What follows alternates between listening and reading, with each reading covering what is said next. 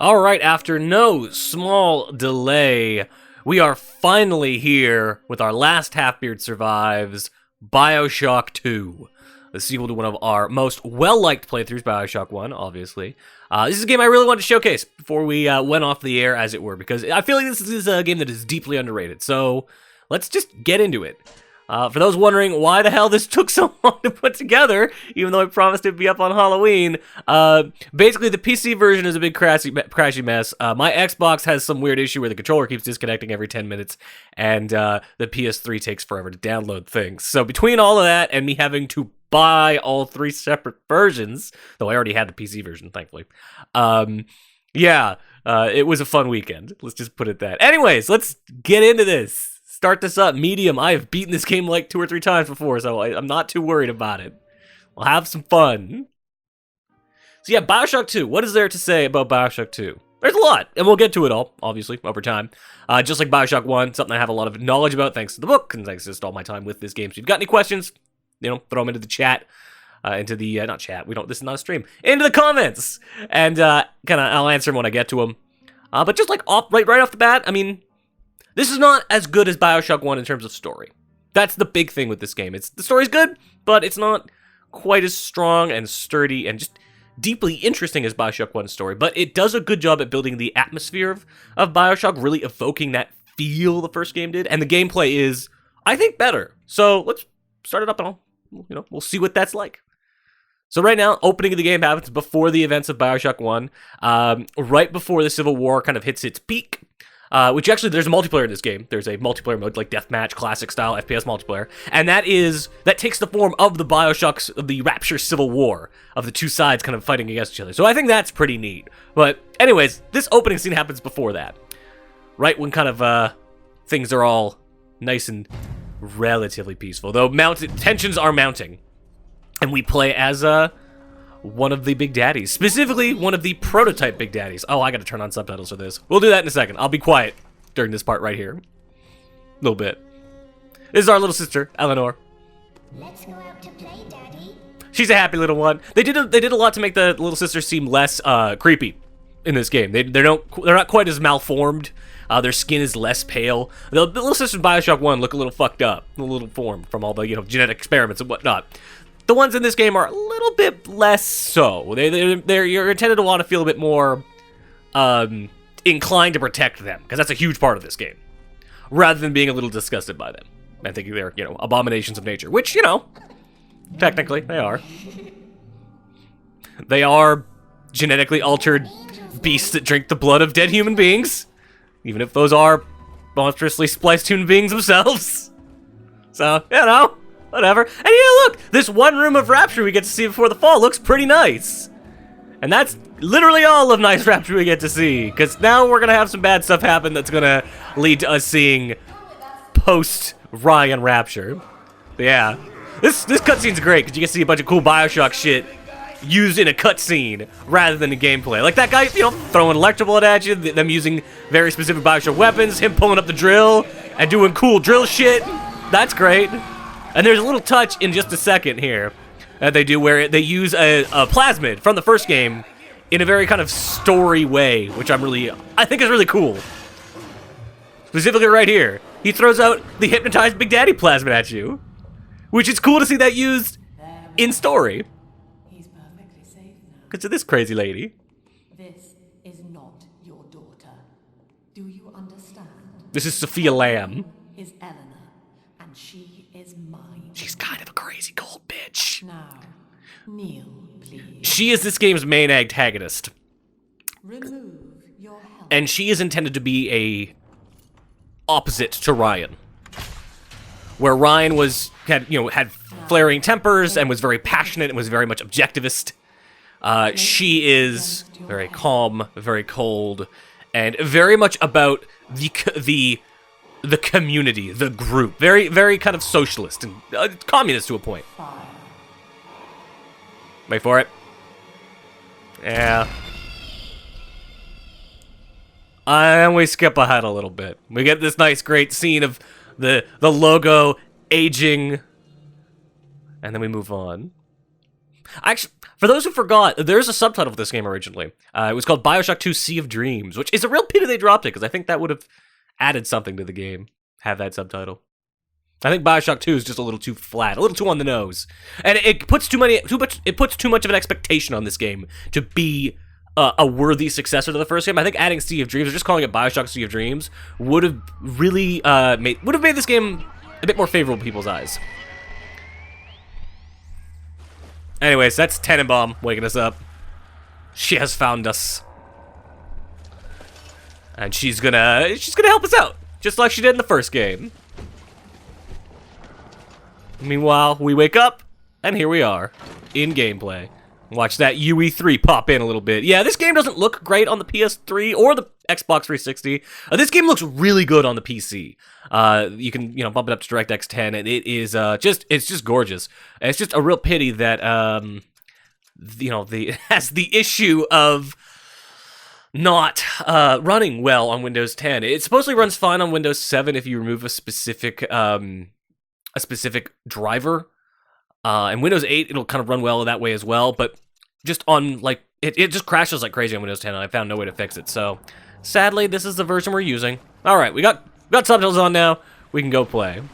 We can go do what we need to do. And I have to get used to playing a first-person shooter on the PS3, because I generally play first-person shooters on the PC or on the 360. The PS3 controller was never felt right to me for a first-person shooter. Just because of the way the triggers feel and the sticks, it's just not my sort of thing. But whatever, we'll deal. Go see what's up. That's a big sister. We'll learn more about them later. They got a whole thing, and they're a real interesting kind of parallel to the Big Daddies, too. Like their whole thing is kind of interesting. Let's go grab some stuff. Let's go play this the way I played BioShock 1, i.e. grabbing every random piece of shit that I can. Alright. Let's also just stay away from that door, because the story thing will happen, and go listen to this thing here. Because there's a lot of really good diaries in this. They do some really great world building in this game. And this is a good example of kind of how they do that world building. It's not so much like the same 5 key characters like it is in BioShock 1. It's more a lot of random characters giving you kind of stuff like this, where it's like, this is a maintenance person who's telling you that, hey, gotta be careful when you're using Electrobolt to do stuff with the pool, because it's gonna scare the crap out of the guests, because they don't like the idea of the underclass getting to use plasmids. I think that's neat. Similarly, there's another one up ahead, which we'll see, about how there's this woman whose husband is just abusing sports booths because he's kind of a shit. Yeah, we get to use the drill too. That's always fun. That's one of the things I really like about this game, is the fact that they do give you the drill and expect you to use the drill, because it's catharsis. It feels like revenge for having been drilled so much in BioShock 1. It's a good feeling of return. 1540. But we don't even need to remember that, because in this game, once you've seen the code, it automatically writes it down when you're at that lock, which is really nice of them. Frankly, it's a handy thing to have. Except that, jump inside here, grab this lady's shit, grab all these dollars and stuff. Listen to this. Listen to Rochelle, Jacques, and this is what I was just talking about. Throws away all his spending money on gene tonics to affect a look. Yeah. So he's basically just taking drugs to look like he exercises a bunch, and then she tells him, hey, why don't you exercise? And he goes, nah, exercise. Which I think is pretty good. Grab some Eve. And then, of course, her solution to his abuse of drugs is more drugs. Because, Rapture.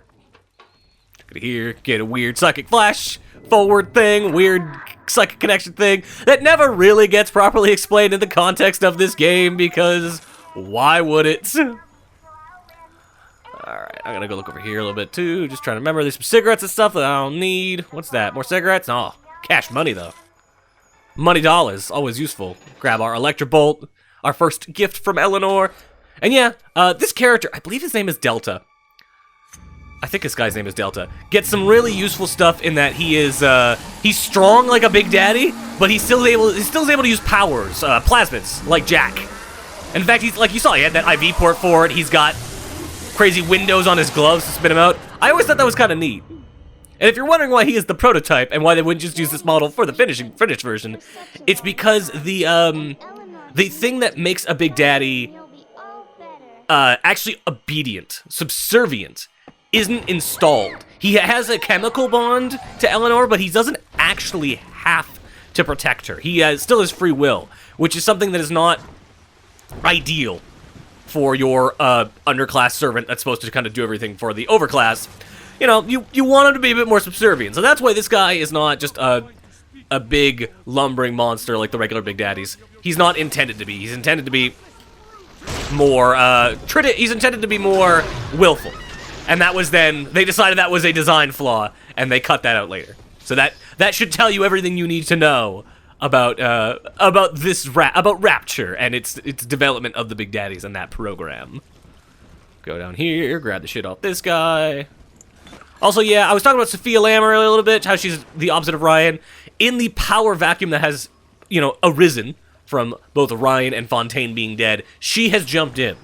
She was around during the events of BioShock 1. Like, she was alive and tactically in the world in the events of BioShock 1, but she was not part of that game, and there is a good reason for that I will discuss later, because it is kind of it's a story point here. So, yeah, there you go.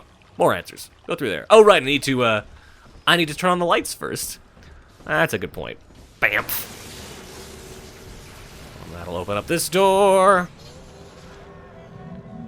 Get some music. There we go. Soundtrack's real good for this game. Just like the first game, they throw in a lot of really good old tunes that fit the vibe real well. And also, yeah, there's old Big Daddies around too. They're out there. They're doing their things. Listen, my name riveting up the wall. Watch him seal that leak. It's fun. Please find me Where's in Santa the Mom? Atlantic Express train station. Oh yeah, she's what she is. Let's hear a little bit from Sophia Lamb. Talking to her daughter. Eleanor, soon you will be Look in born. here. Pay bathrooms. Filthy. Horrible. Nobody wants to pay for the bathroom. As I was. Gotta get that dollars. But Money for dollars. common good, There you go. social psychiatry. Also, social psychiatry is a super weird term. I don't know what the hell that means. Yet our beliefs are unwelcome here. Her measured pace I find way more terrifying than any part of the way Ryan used to talk. The measured pace makes it especially kind of freaky to me. I don't know why.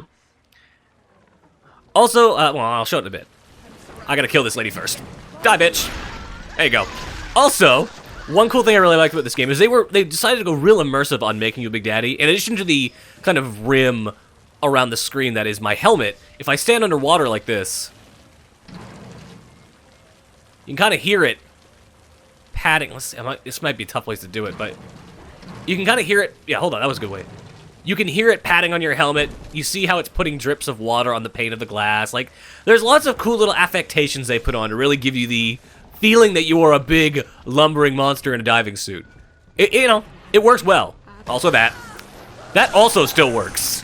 Zapping water and turning fools to dust. Grabbing stuff. Remember, You're gonna hear a lot from her. not alone. Get to like that voice. Think of me not as leader, but as mother of the Rapture. Yeah, the load-ins on this PS3 version are real bad. You can see, like, it's you're getting a lot of texture load. It's not great. Grab stuff from Rosie here, and grab her rivet gun, and this is our pistol. This big honking motherfucker is our pistol. Headshots, they do their thing. One thing this game is really good for, though, I'm not sure if we'll get to see it in this first episode. We'll probably see it before the week is up. Is that upgrades are real fucking awesome in this game, in that they really make a difference. And some of them are just straight. Where's the one I'm looking for? That's what I'm looking for. Some of them are just straight power-ups in the way that they were in BioShock 1, where it's just, better clip, more damage, etc., etc. They do a really good job at adding a whole bunch of upgrades in this game, both for plasmids and for weapons, that actually deeply affect the combat. So, like, for this gun here, the rivet gun, you get an upgrade that makes it so that it does more damage, but more importantly, so that the rivets become red hot and can light enemies on fire, and more readily blow up like explosive barrels and shit. So that's really great. And like for the drill, you get one that when it's spinning, it becomes a bulletproof shield, electromagnetic bulletproof shield that reflects bullets.